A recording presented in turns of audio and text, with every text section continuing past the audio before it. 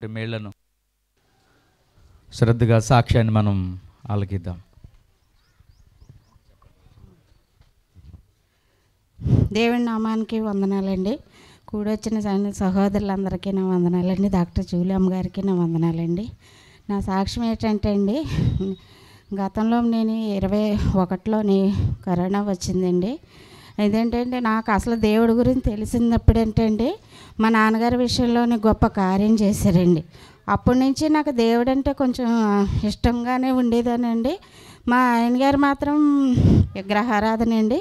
మరి ఏంటంటే నోములు పూజలు అన్నీ కూడా ఉన్నాయి మాకు. ఏది కూడా ఏ రోజును వదిలేవారు కాదు. అలాంటిది నేను ఎప్పుడు కూడా ప్రార్థన చేసుకునేదాన్ని. తండ్రి నాయనా నేను నీ దానికి రావాలంటే నా భర్తను మార్చండి అని నేను కోరుకునేదాన్ని. నా కోరికని దేవుడు బలంగా ఆలకించి నాకు కరోనా పెట్టాడు దేవుడు. ఆ టైంలో కరోనా రావడంతోనే ఎంతోమంది చనిపోయారండి హాస్పిటల్లోని. నా పక్క నుండి ఎంతోమంది వేల మందిని చనిపోయిన వాళ్ళని చూశాను.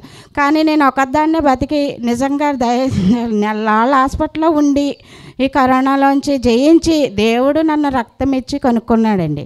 కానీ దేవుడు ఎంతగా గొప్ప సహాయం చేశాడంటే నిజంగానే అందరు ప్రార్థన సంఘ ప్రార్థన అండి. ఏ చిన్న సమస్య వచ్చినా చర్చికి సంఘానికి వెంటనే ఇన్ఫర్మేషన్ ఇచ్చేవారండి రూతమ్మ గారు ద్వారాగా జూలమ్మ గారికి తెలిసి మొత్తం అందరినీ మెలకుని దయచేసి అందరికీ అండి ఇలా ఉంది కుమారి గారి పరిస్థితి, మీరు అందరూ ప్రార్థనలో చేయండి, ఆయన విడిపించాలంటే దేవుడు చెప్పాడు, మాట్లాడాడు.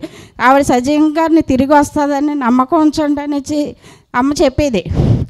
చెప్పిన మాట బట్టి మేము ఆయన మాకు మా సీమోన్ గారికి ఆత్మాను చెప్తానే ఉండేది రూతమ్మ, అన్నయ్య నువ్వు కంగారు పడక, వదిన దేవుడు కాపాడతాడని. నిజంగా ఆ టైంలో నన్ను దేవుడు ఎంతగానో విడిపించాడు. మరణ పడకల మించి నన్ను లేవనెత్తి ఈరోజు నన్ను సాక్షిగా నిలబెట్టుకుని సువార్త అమ్మకని కూడా నన్ను ఎంచుకున్నారు. ఈ చిన్న సాక్ష్యాన్ని దేవుడు దీవించును గాక.